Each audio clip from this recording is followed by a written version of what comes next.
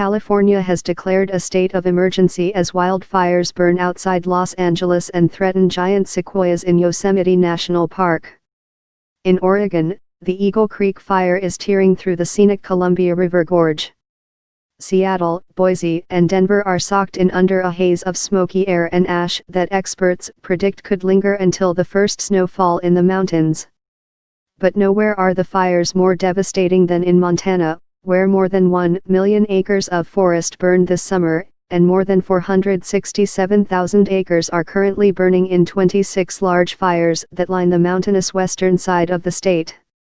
Philip E. Guerra, a professor of fire ecology at the University of Montana, is used to seeing smoky air from his office window in September, but nothing like the thick smoke filling Missoula Valley right now. He recently spoke to City Lab about the fires raging across the West, what we can do about them, and why this year's big burn might be the new normal. Breathing the air in Missoula today feels like chain-smoking Chesterfields. Schools aren't letting the kids out at recess, and public health authorities are saying active adults and children should avoid outdoor exertion. It's easy to get the impression that this is an extraordinary and unprecedented fire season.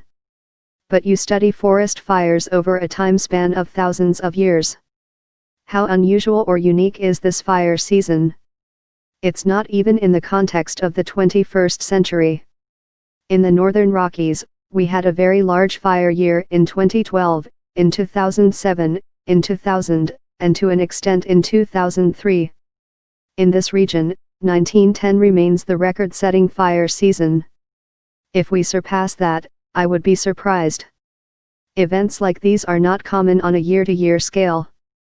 On the other hand, when you look at the role fire plays in ecosystems, you have to look at a longer timescale, and these rare events are what's expected every once in a while.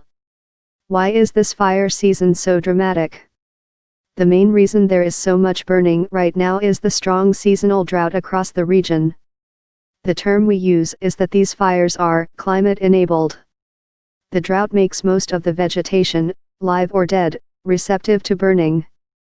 In Missoula, we had the driest July and August on record and the third warmest July and August. With those types of conditions, we expect widespread burning.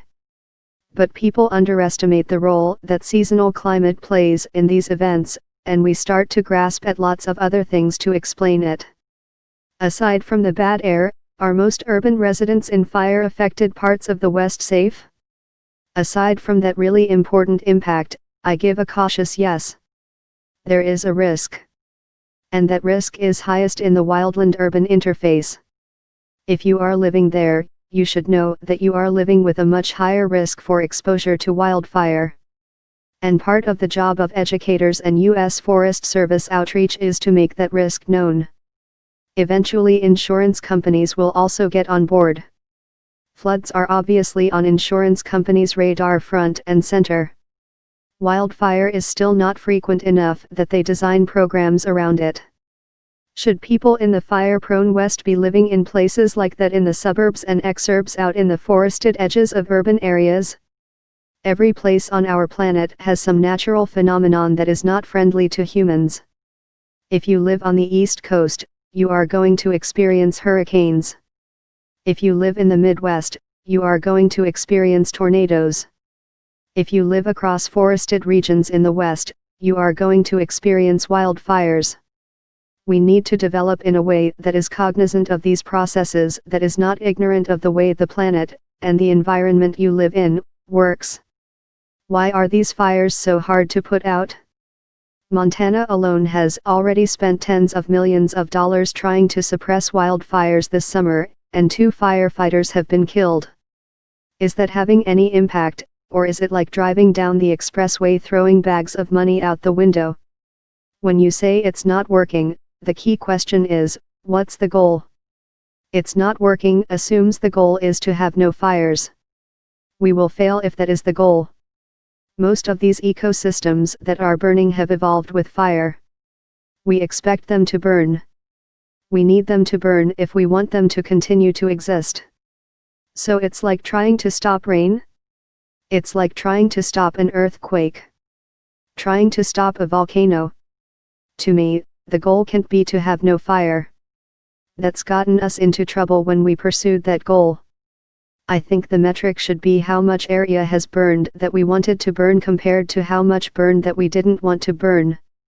Or closer to the nugget, how many resources were harmed, how many houses were lost, how many people were either directly or indirectly killed. You don't see raging forest fires as a failure of suppression efforts? No. Knowing how climate enables and drives these large fires, I think that it would be impossible to put these fires out. There is a school of thought that says we should not suppress wildfire because it allows smaller trees and underbrush to accumulate, which leads to larger, hotter fires later. So why not just let it burn? I think as soon as you live in these environments you will quickly abandon that too simplistic view. Maybe when I was a graduate student living in Seattle that seemed more like a possibility, but you can't just let it burn. That would not be wise. It really comes down to what you can afford to burn and what do you want to protect. If the fire is in the wilderness, that's great. If it's burning toward a community, that's not so good. There's good fire and bad fire. There is a spectrum. On one end of the spectrum would be the wilderness fire that is not going to impact anyone, good fire. The fire that burns down your house or kills people, bad fire. Another school of thought says we should allow more logging to clear trees and help prevent wildfires. Does that hold water? I don't think that holds water. That is based on the assumption that fires are occurring because there is more fuel available to burn than in the past. That's generally not what's driving this. It's the drought. It's true that if cut, there is less fuel in the forests. But in a lot of cases, there is what's called woody debris left on the ground that will carry fire across the forest floor, which is what you need for it to spread. The simple answer: if you want to eliminate fire, then pave it. There will be no fire. The West is on fire. Blame the housing crisis, you can blame climate change for all those wildfires, but don't forget another factor: we love to build on the edge of wildlands. The science of fighting wildfires gets a satellite boost as forest fires worsen amid global warming. Having more eyes in the sky may be the best way to fight them. The tricked-out research planes that fly through wildfires. The best way to test the gases created by wildfires is to fly a plane directly above the conflagration.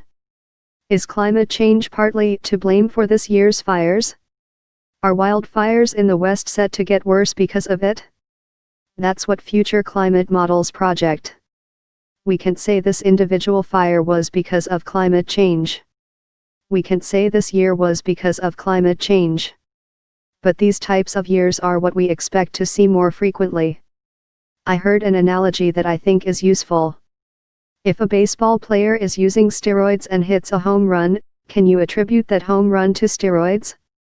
You can't, but you know that at some point some component of that was brought to you by this artificial input to the system.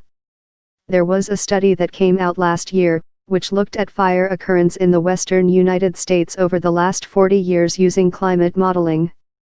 The conclusion was almost half of burning we have seen over the past several decades can be attributed to climate change due to anthropogenic sources.